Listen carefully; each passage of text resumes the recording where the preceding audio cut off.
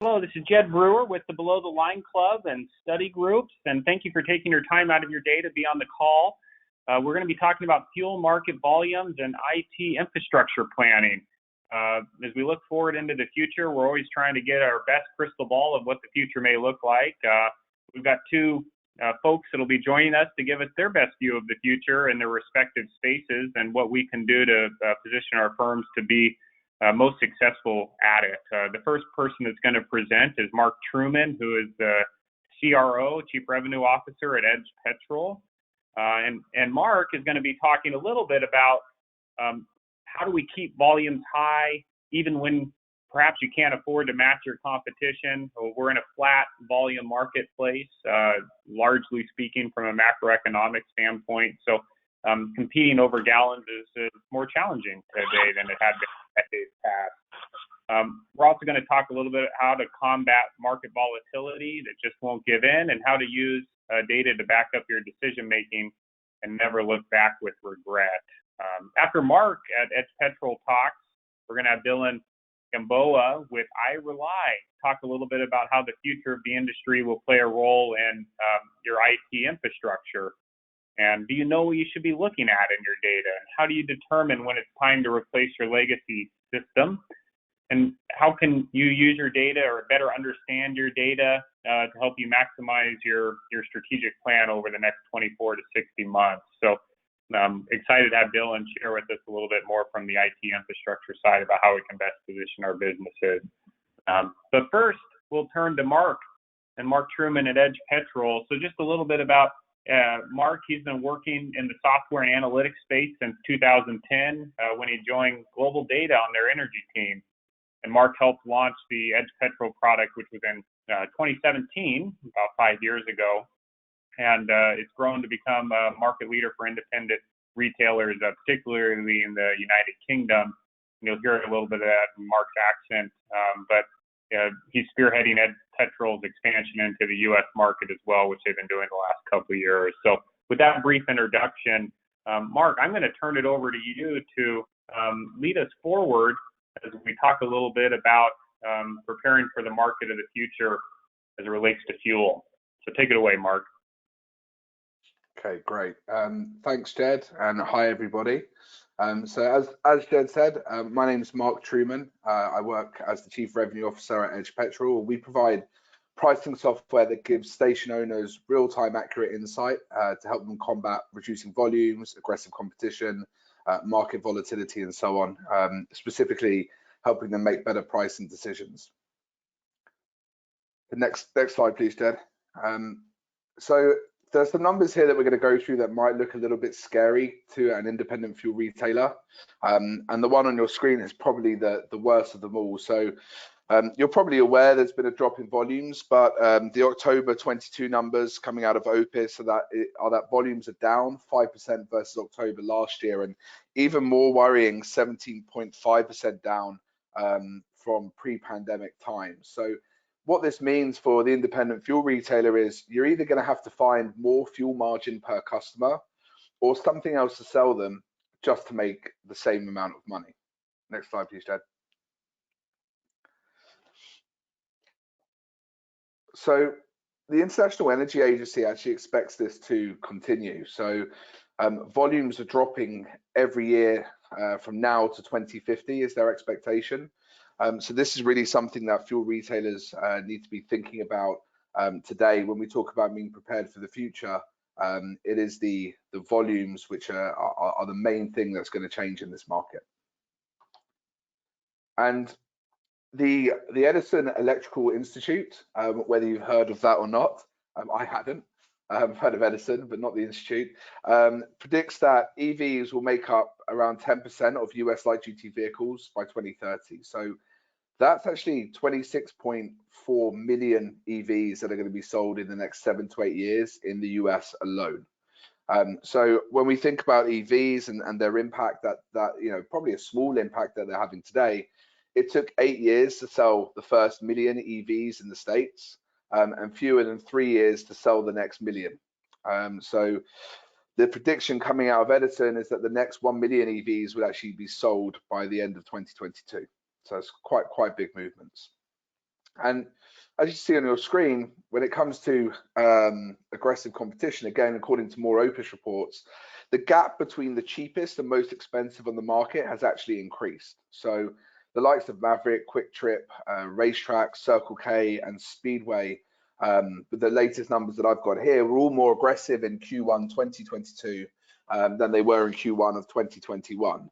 That's the last of available numbers I have to hand, unfortunately. But that's right, the competition are actually getting cheaper and moving further away from independent retailers. So it's going to be a challenging time to make that extra margin with the competition being more aggressive as well. And this is something everyone will be aware of. Market volatility. I'm sure everybody's prices moved today, they moved yesterday, they probably moved last week, and they're probably miles away from where they were a month ago, or exactly the same, having gone down and come right back again. So this seems to be the problem that just doesn't want to go away. When it first started happening, the narrative was this is short term, but here we are in November and we're still seeing swings in the market, which are really difficult for retailers to combat. So it may be that the market will never stabilize. So this is a long-term problem that we're going to have to make changes to the way that we work in order to combat that now, but with an eye on the future. Mark, a quick question for you. With these big chains out there that have economies of scale that independents or traditional study group members can't really compete with, how are customers competing better?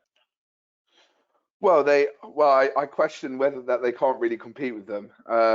They can compete on a lot of things, which I'll get to, but I assume you mean on price, Jed? Yeah, sometimes there's economies of scale that some of the larger chains have that a smaller 10 to 30 store operator may not have. Do you see that? I guess maybe that's the question. And then two, are there any opportunities that the smaller chains have?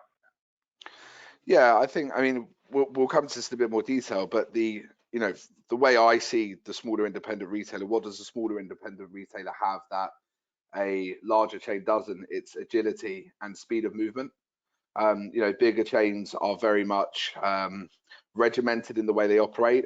Take fuel pricing as a great example.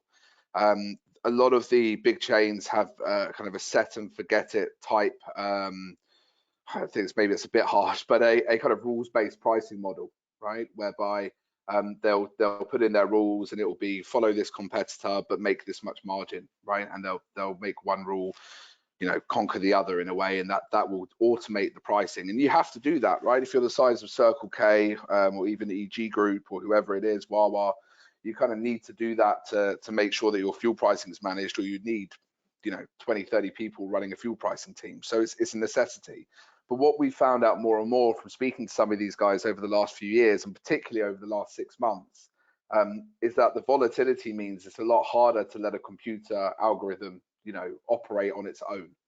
So whereas before maybe 20% of those stations would need attention before the price went out, now it's more like 50, 60%, where they're having to manually override or manually look at the data. And maybe that's improved since we last spoke to them, but it's an example of kind of how their processes can actually be more cumbersome than the smaller, more nimble operator. And I'll come to some other examples of that later on, but I think that's probably the main way that, being the first movers in the market, right? Being able to, apply technology, being able to be more specific with who you're targeting. These are things that, independent retailers have up their sleeves that the big chains just don't have. Does that answer your question, Mark? Yeah, that helps a lot. It's interesting to hear you say that, perhaps there's a movement away from automation, using algorithms and so forth. There may be opportunities outside of those algorithms. Yeah, I think for the big retailer, the dream is have a working automated algorithm, but the key is working, and the key is it being automated, right? Those things aren't always as simple as they seem. They've got to be set up and they've got to be changed and amended for them to work properly. So sometimes implementation of technology in big stations can be a real challenge. Cool. So yeah, and on to the customer, which I suppose is the most important. I mean, Americans are now driving less. So this is something that came out of NACS over the last few weeks. Some of their recent studies, they do them every few months. I think the last one was February, and this is maybe from the end of October. But nearly half of Americans, around 45%, say that they're now driving less than before the pandemic. That's probably not a surprise to anyone on this webinar. And more than half of drivers say that they went inside the store, the last time they purchased gas, but that's down, right, from 58% to 54%. So the number of people that are actually entering stores is reducing, right? So the challenge for a retailer is you've got all of this stuff happening, and then you're saying, right, well, we need to sell more to make more, or to make the same even, and then people are, consumer habits are now changing, which is making those upsides more challenging. So this is the real dilemma, right? How does a fuel retailer actually respond to this? You've got less available volume, and that means you have a need for better margins.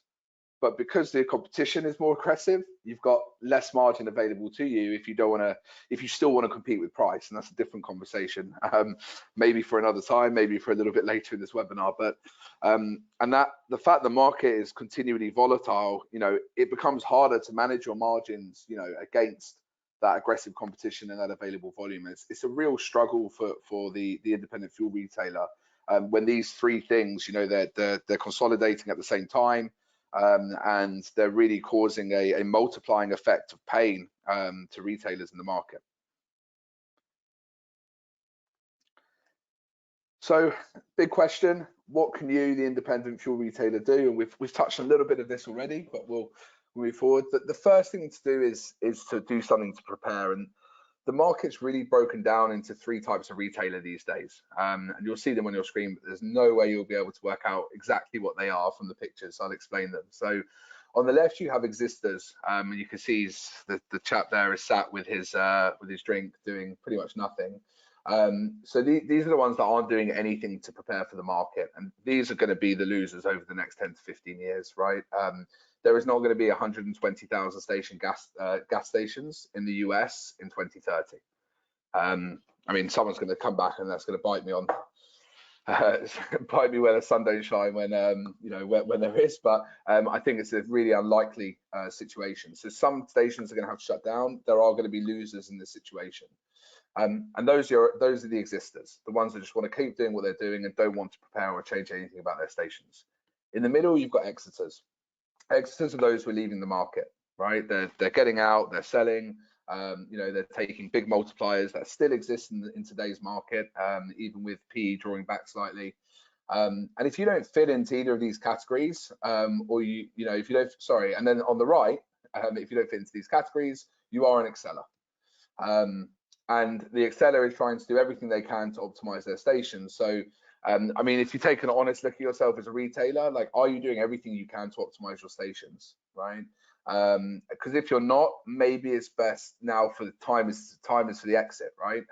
Because if you're going to just exist, you're going to get hurt by these market forces. And so the kind of the first message is you've got to start doing something, right? And really, you want to try and maximize every opportunity. And the map on your screen is Gas Buddy's, one of my favorite things, Gas Buddy's top rated station bathrooms across the country. And what you'll notice about this map is it actually does lack, oil brands across. I think there's only a handful of states that have oil company brands as their favorite gas stations. This is something the big chains are really winning at, rather than the independents, or at least, across consistency for one oil brand. And 23% of consumers, again, this is according to NACS from a same or similar survey, 23% of consumers say bathroom facilities are the reason they actually go inside a store. So a quarter of your inside trade, or close to a quarter of your inside trade, is coming because they want to use your bathroom in your facilities, right? It's your restroom. And that's a really good reason, to do things to make your site stand out, right? First, you've got to understand why people are coming into the stores. Once you've done that, you need to think, right, well, how can I use this to maximize the opportunity of this consumer from an individual, or from a micro and a macro basis within the store, to be able to make my site stand out, to maximize basket spend, and do all the things that are going to help me get that extra bit of profit, to keep making the same or making more. And that's why,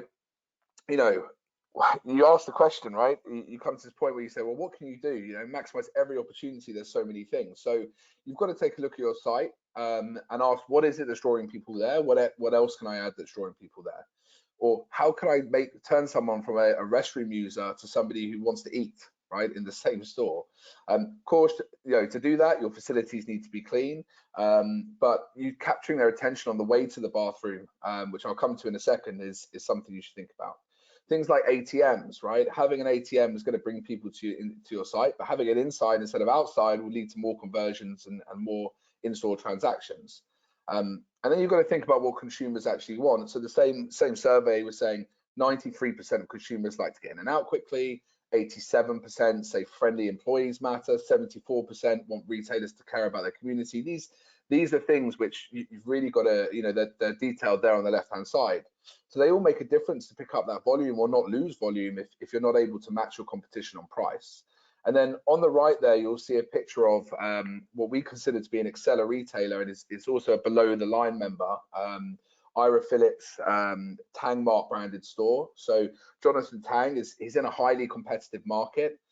So he does everything he can. Like he can't make the fuel margin necessarily that other retailers in other areas can, because he's got the Murphys here down the street and so on. So it can be really challenging sometimes, right? So he uses his brand, his facilities, his store layout, and you can see on that screen where those pizzas are. They're in your face, right? They're making you want to grab one.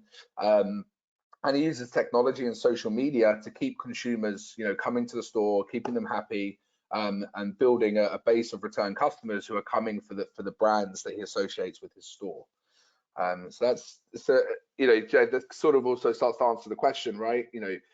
Personalizing a store, personalizing a brand. Again, that's something a smaller retailer might be able to do that a bigger retailer needs to have consistency across every single station, consistent standards that they have to meet. So yeah, they've got the big economies of scale, but they also have a lot of things that hinder them from being really flexible and specific on a store by store, location by location basis. So, but the majority of consumers are still going to see price as a factor, right? Which means when you can get close to your competition, it's still a really good way to drive volume. So if you could do all those things we just spoke about, and also price in a way on the street price that's going to get people interested in coming to your store, then you're on for a winner.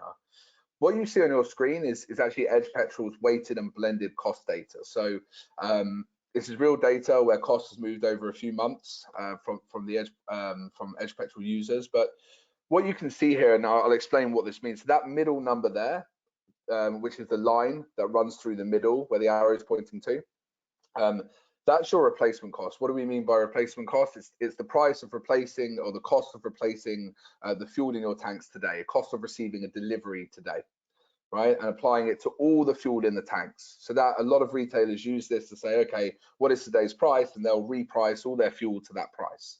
And obviously the problem with this is, you have old deliveries in your tanks that came at different cost prices, particularly when the market's moving and the swings are happening at the moment, right? So what blended cost does is it takes those deliveries and it blends them together, so that you have a live weighted and blended margin.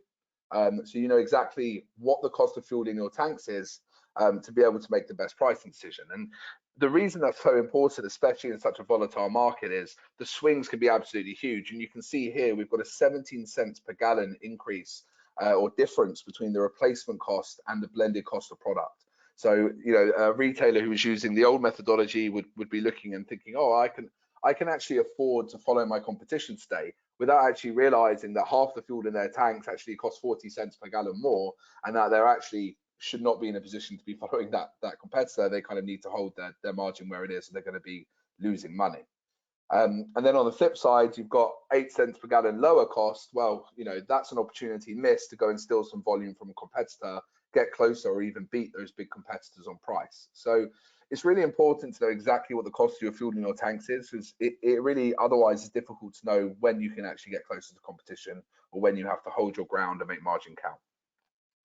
And we've just got a case study on the importance of that sort of data. And it's not just this data, it's data in general is going to help you make these decisions on what's best for your store and how to price and all of these things. But one retailer that actually, just switched from that replacement cost to the weighted and blended cost price still ran their old kind of processes alongside and saw what the difference would have been in margin had they made the decisions based on replacement costs. And they saw a 16%, this is, you know, a tested environment over a month. They saw a 16% difference in profit from fuel by using the new methodology of price. So, you know, knowing exactly what the cost of fuel in your tanks is, I mean, I don't know what 16% increased profit is worth to you personally, but you know, we had a very happy customer once they realized that. And then we get on to the bit here, which we jumped the gun a little bit on earlier. So what you're seeing here is along the bottom is the number of stores, so the size that increases as you go along the bottom arrow, and then the top arrow, or the vertical arrow, where you've got agility. That's how agile you can be. So you can see as the more agile you are, or sorry, the higher number of stores, that actually should be agility gets lower. That's not correct. But the point is, the more agile you are, the bigger you are, the less agile you can be. So I think the 2022 Consumer Fuel Survey, again, NACS, which is a great source of data if you want to ever have a look at it, found that 74% of drivers say they will drive 5 minutes out of their way to go to the store that they prefer. And that is different, you know, that's contrasting with 64% who said, well, I'll drive 5 minutes out of my way to save 5 cents per gallon. So you can see price is still important, but actually a store that people prefer is going to actually trump pricing in a lot of cases. So if you build a store where the little things count and you can try and stay on top of that street price, consumers will come in their droves. And okay, I made this graph myself and it's incorrect, but you know, with the more stores having and the lower your agility is to sign off or roll out new technologies or even new features for your stores, especially when you need to have a brand consistency like we were talking about before. It's a lot of effort for a big chain and they're going to move slower. So there are loads of decision makers, meetings, bigger impacts on resource, albeit they do have more of it. And this is what Excellers have realized, right? That they could be the first to try new things. They're able to get hold of them quicker. They're able to roll them out quicker. And they're looking at things they could do today to prepare themselves for the future that, you know, maybe the bigger chains can't do. So to summarize, the market's changing. You need to make a change or you're going to end up falling behind eventually. Doing nothing is not an option. Do not be an exister. Find the specific opportunities that are going to work for you in your sites or your stations. There is no set rule book on how to do these things. What works for one station is not necessarily going to work for another. Make sure you're getting a handle on cost, specifically fuel cost in this instance, to know the right time to take the competition on. Make sure that your size is your biggest advantage, right? Try new things, do them quickly. If they fail, let them fail quickly, move on to the next thing. And do them first and do a good job of it. And that's going to help you prepare for the market that's coming, a market that's arguably here today. So Mark, in your experience working with companies, you know, take a 20 to 50 store operator or something like that, you say find the opportunities that work for your station to allow yourself presumably to differentiate from the larger players out there. Are there specific opportunities that that you've seen these more moderate sized chains be able to successfully employ? Yeah, do you know, there's one that I love, and it's probably a terrible example because no one's really gonna be able to. I don't know if you've ever seen Pop's Soda Ranch, right? Because I'll tell you why I bring it up, because it reminds me of a site that I've seen in Scotland over here. It's just this huge like soda bottle, and it's a gas station, and it's got a massive, I don't know, 50 meter or foot, depending whether you want to use the metric system or not, kind of soda bottle that you can see from miles away. And then in the store, there's all different kinds of soda.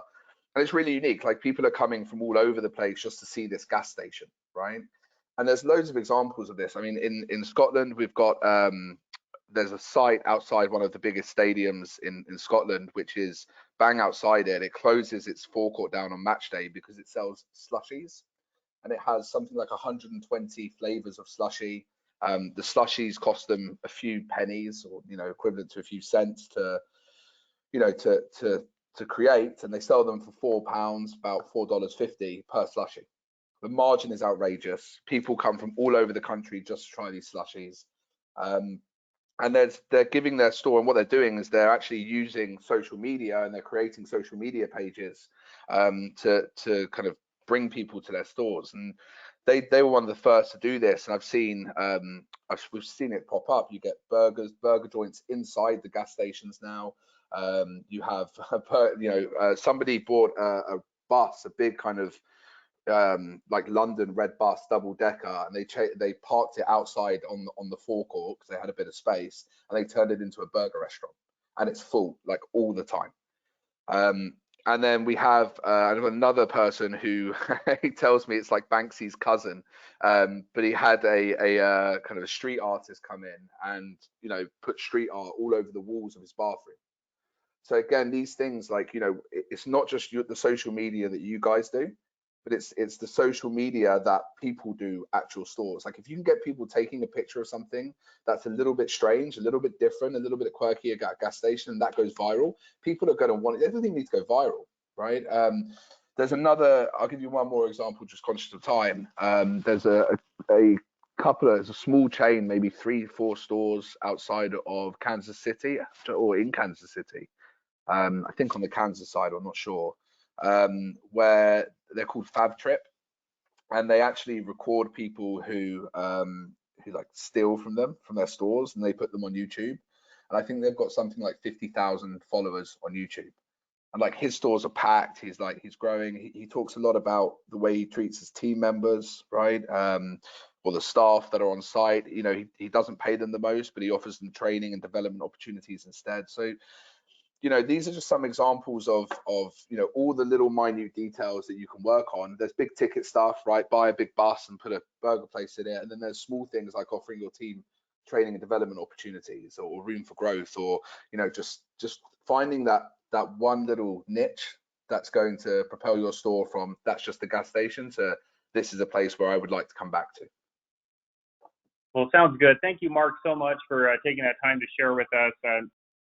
I don't think any of us want to compete on price, and so trying to find areas not to do it is always helpful. And I remember my economic days of the best way not to compete on price is, one, to have barriers to entry, and if you can't get that, product differentiation, and then that's what you're talking about here. How do we be different to attract people to our stations, so it's not all about price? So those are good insights. So I'm going to turn now to Dylan Gamboa with iRely, and Dylan's going to be speaking a little bit about the future of the industry as it relates to data and the IT infrastructure. So, do you know what you should be looking at in your data? How do you determine when it's time to replace your legacy systems? We heard Mark talk a little bit about the future of fuel volumes and our need to adapt and to change as it relates to that. So, how can understanding our data help us with our longer range plans, whether that's 2 years out to 5 years out? And how do we build our infrastructure to maximize, value as we transition our companies, whether that's us leaving or moving it to the next generation to be long-term players in this market? So briefly about Dylan, with iRely, he's the current Senior Vice President of Petroleum and Retail, and he's been in our industry for over 10 years and has over 20 years of experience in the technology space. He specialized in product implementation and process improvement, and father of 5, and also a U.S. Army veteran. So thank you so much, Dylan, for your service, especially around Veterans Day that we just had recently. But Dylan, go ahead and take it away. And you may try to make it full screen if you click on the display settings up at the top in the middle. I'm seeing your notes and everything on our screen. Although give me just a second here. Sorry, I apologize. Oh, no problem. I think you can, share it, but in that PowerPoint slide up at the top, there's just a way to show the. Is that a better screen? No, now I'm seeing your background, your weekly sales and things like that. There we go. Now we're looking good. Thanks, Dylan. Go ahead and take it away. Awesome. Well, I appreciate everybody here. Thanks for the introduction, Jed. One of the things that I keep getting asked as I travel the country and talk to different companies coast to coast is in regards to what do I need to be looking at if I'm going to be selling my business, what do I need to be looking at if I'm trying to grow my business, and what do I need to be looking at, data-wise if I'm trying to transition my business. So we've been working and helping companies kind of talk through that and work through that determination to kind of help build out with their current data that they have or their current systems, or looking at a new system of what can be those top individual data points that you could set up now, and what does that plan look like over that next 24 to 60 months. And then how can we look at building, the infrastructure to kind of maximize any of the transition plans that we have, whether it be to a family, trust, employees, or moving over to another company, or even growing your company from there.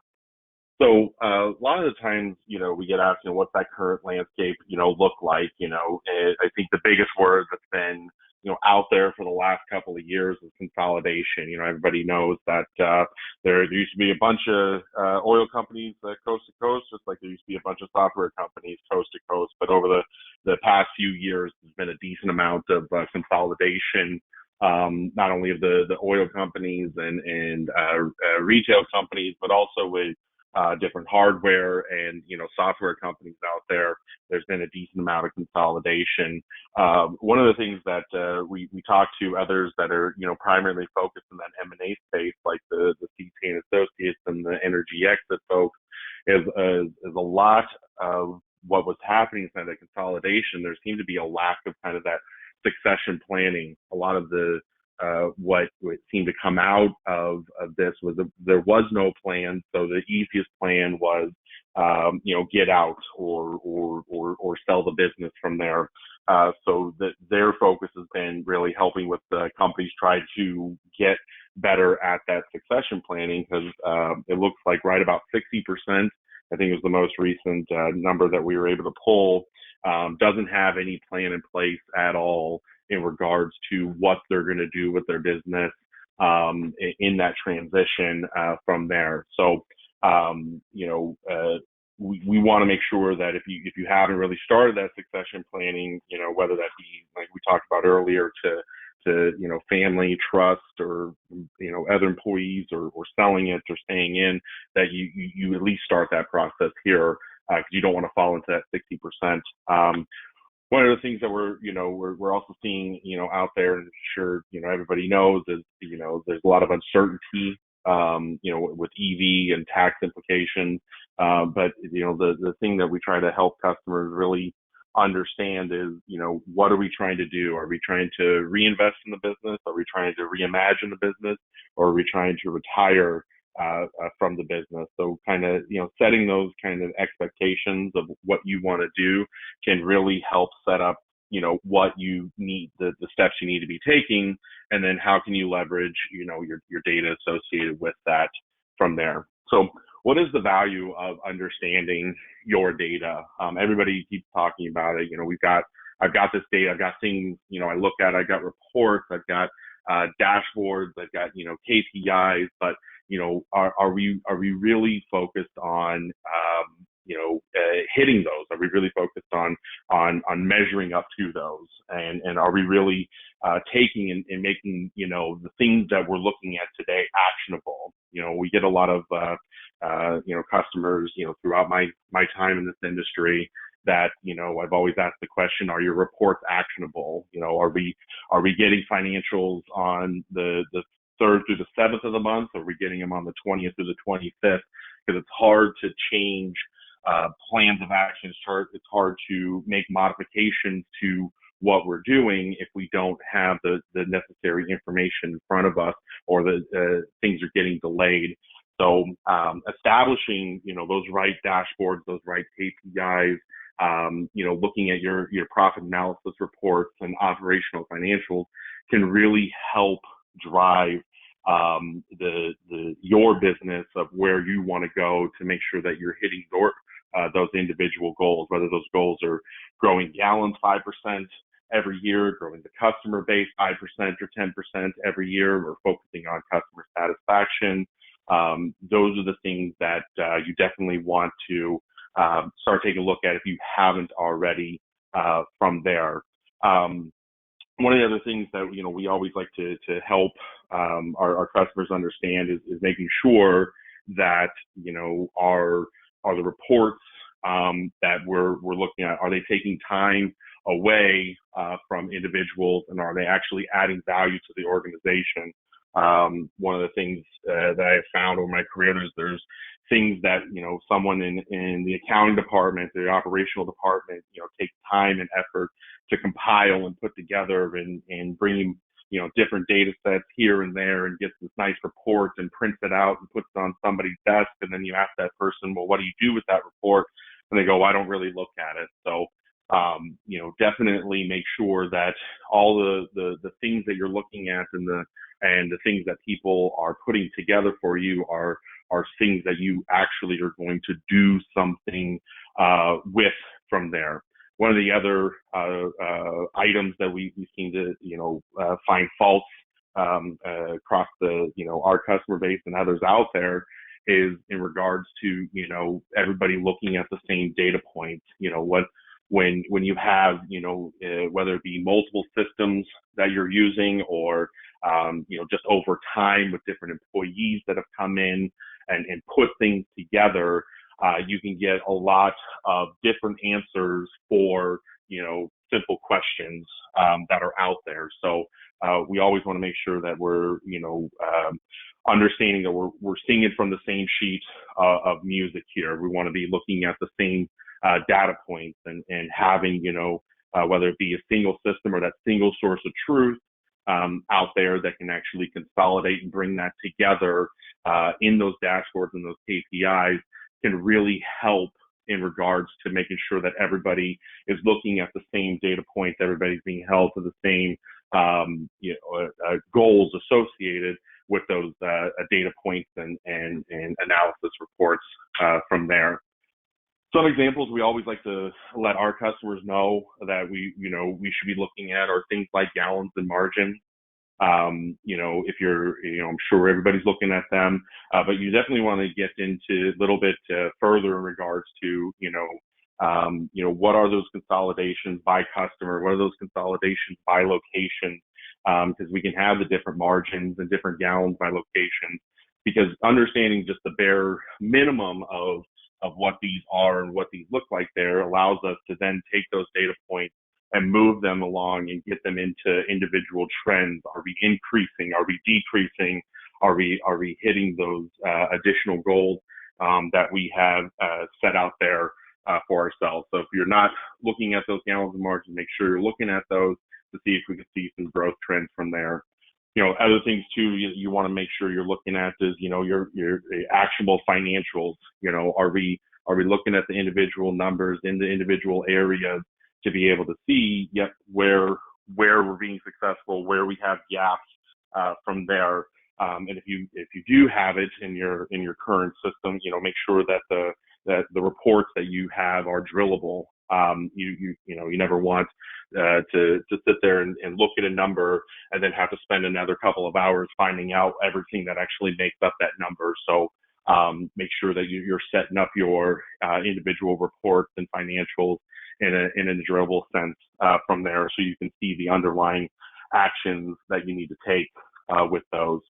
Other things we always talk about is customer focused metrics out there, whether it be customer analysis in regards to your shoppers on your retail, or customer analysis of your individual customers that you're selling to out there. Are we looking at what the average purchases are? Are we looking at what their spend is? Are we looking at their gallons? Are they going up, going down? Are we increasing, decreasing? Make sure you do that. And a lot of times we find that those customer analysis pieces are less data driven or individually number driven and good inside of visualizations like you see here in regards to using tools like Power BI and other report builders out there. Also, some of the other things that if you're not already doing it is looking at overall data. A lot of times we can get lost in the weeds from there in regards to looking at specific data points. We forget to take a step back and looking looking at overarching, overall what's going on across my entire business. So a lot of times, we help customers, set up what they need on their actual individual points, but we want to make sure that, everybody understands, are we looking at this, on an individual location level, or are we taking this and are we looking at this, globally across the entire company from there? Like I said, earlier, there's always different ways to view your data. If you're a, Excel spreadsheet type person, that's always a good way to look at your data, but sometimes there's better ways to look at it in regards to, visualizations that you can quickly consume multiple pieces of data in a short time fashion here to be able to understand what's going on with the health of your business from there. Other items, if you're not looking at item movements, we definitely suggest setting up item movements. But how do we build that next kind of 24 to 60-month plan in regards to data, right? I don't want to be not an M&A expert in any way, shape, or form, but I can definitely help you on the technology piece from here. But really it starts with, are we staying in, are we transitioning, or are we selling, our business from there? No matter what your decision that you're going to make when you're building out that next 24 to 60-month plan, you got to start looking at, the key indicators that are going to help, either drive your price up for your multiples from there, or looking at the overall health of the business to make sure that staying in is the right way to go about it from there. So, we always suggest that we, start looking at gallon increases, making sure we're not losing to competitors. I was doing some work for a company, I'll say west of the Rockies, and they thought they had a pretty significant lubes business, and things were going well, but they weren't really looking at the actual data of what was happening. And when we actually started diving into it a little bit further, we found that competitors had started to surround them and started picking and pulling individual some of those gallons and some of those accounts away. And so they were starting to lose, to those competitors. So when they were deciding that it was time to get out, what they thought they had a nice little healthy business because they hadn't been tracking it from there, it was definitely a decrease from what they thought the value was going to be because they weren't tracking those gallons and losing to those competitors. Are we gaining customers or are we losing customers, right? So, what can we do to look at gaining those customers? Are we investing in salespeople to try to drive more customers to maximize the value of our business? It never hurts to be analyzing the financials, not in the sense of full profitability, but if you are deciding to transition or get out of the business or sell the business, understanding your financials in respect to the multiples that could be out there can definitely help with that, ensuring that if you do decide in that next 24 to 60 months to sell your business, that what your business is worth. Nothing's worse than hearing some of the stories I hear out there where a number was put out there and without looking at the financials, and it was like, yeah, this seems like a fair number, and then come to find out that it was a really good deal for the other side from there. So make sure you analyze your financials not only for the health of your business, but analyzing them if you are getting out to to maximize that value from there. And then, like we always talk about, are we maximizing to? Oh, go ahead.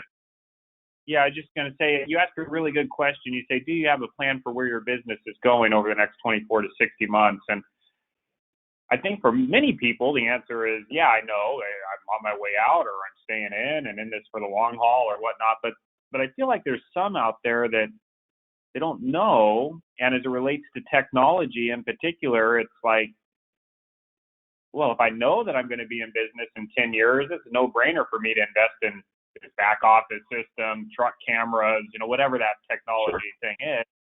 But I'm in business today. I know that, but with some of the trends, I don't know where I'm at. So any advice for them as it relates to technology? Because I feel like there's at least some who feel a little bit paralyzed as it relates to making investments and fixed investments in technology?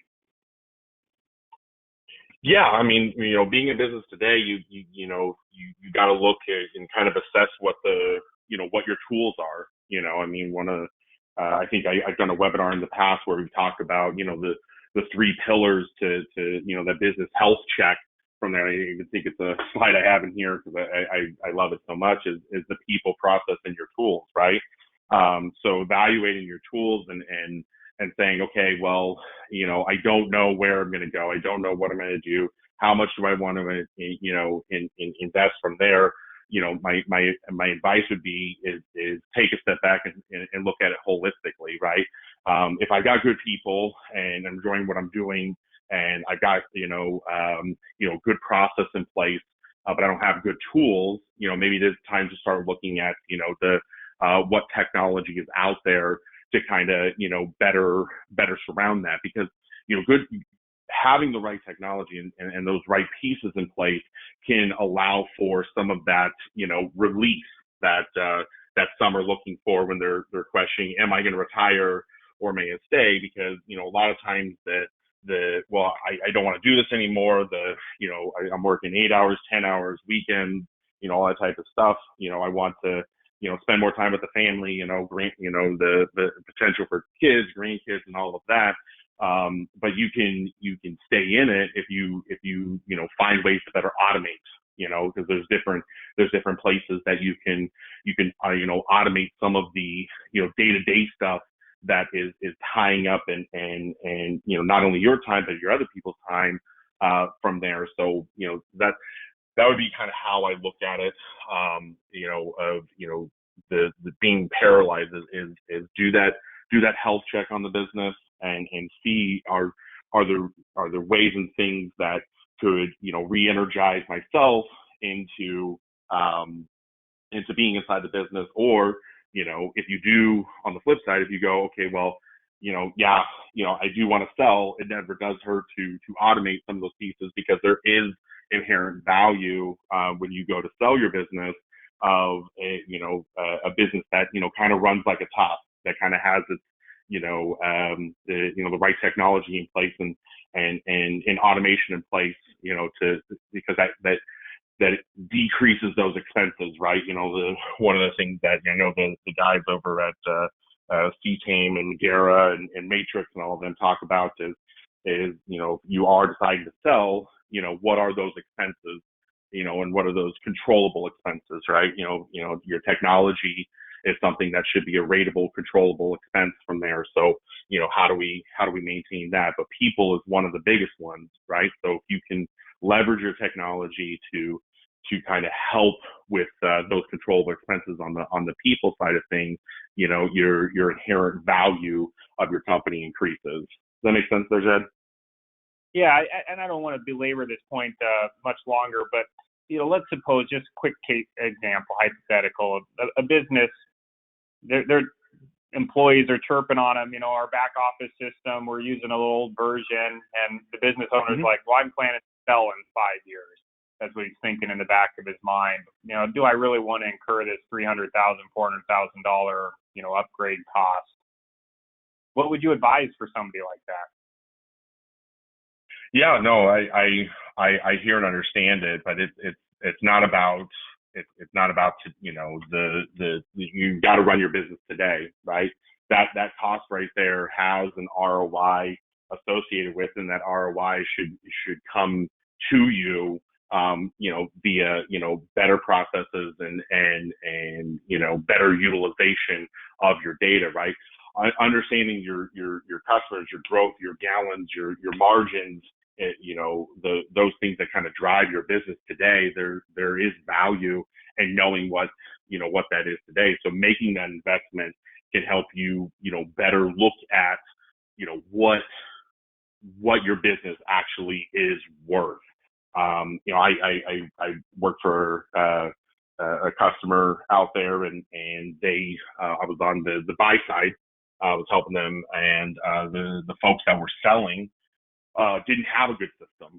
They hadn't reinvested in a system in any way, shape, or form, over the last 20, 25 years. What they had was was status quo, and it was fine for them. The purchase price was significant that was made there, and when I got in and I started looking at the data from the legacy system, because they weren't utilizing the legacy system, and they didn't have a modern technology to be able to kind of dive into the numbers from there. When we actually peeled it back and said, okay, let's move this over to a modern day system, get things in here, let's get some of the automation pieces, we found out really quickly that the net profit of year one almost covered the purchase price of that company, which shouldn't happen in these days, and multiples from there. So my advice would be, you may have the legacy system, it may be a cost, but you may end up costing yourself more on the back end by not reinvesting in to understand really where your business is at. Does that help, Jed? Yeah, thank you. Yeah, absolutely. I know we only have a couple minutes here, so I'll punch through this. Some of those key data points for selling, like I said, financials.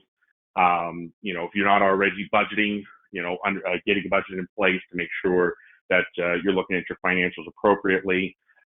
Make sure you're doing site analytics. A lot of times, if you're getting those packets from things, it's all about those sites or those line of business analytics from there. So understand on your end what your line of business is worth, understand what those sites are worth from there. Monitor your expense KPI, like I keep talking about, track those growths, and make sure that we get into customers, gallons, any type of delivery metrics that you have out there. If you need a full list, just email me, and I'll ping you over a full list of kind of KPIs that I've always monitored over time from there. And then obviously, we have industry resources out there. So, I think Matrix Capital, they publish their multiple tracking, right? So this line of business, this is the expected multiple from there. So make sure you look at that every quarter, just to kind of get a sense of where your business is. We talked about this before, but no matter what stages of your business that you're in, staying in, retiring, reinvesting, it never hurts to kind of go through that whole, business infrastructure and make sure you got the right people doing the right things, especially if you are going to transition, to other family, or you're going to transition to employees. From there, having the right people at not only the leadership level, but that day-to-day level is going to, absolutely help, your business grow. Always evaluate your process. Nothing's bigger business killer out there than this is the way we've always done it before. So, what are the processes? How can we streamline those? How can we get better? And then the tools, do you have the right software? If you're using multiple solutions, are they tied together? Are we wasting time double entry? How can we get to that single source of truth all the way across the board from there? If you've gone through this and for some reason, you're looking at your system and you sit there and go, okay, can my system can even produce this? Can I even get dashboards? Can I get, easy metric points and everything like that? Never hurts to, no matter what the stage of your business, evaluate that legacy or your current system. See if you can, get more out of those reports, or does it make sense to replace that from there? Key thing, always through, the systems and business evaluation, all of that is good data that goes in, is good data that comes out.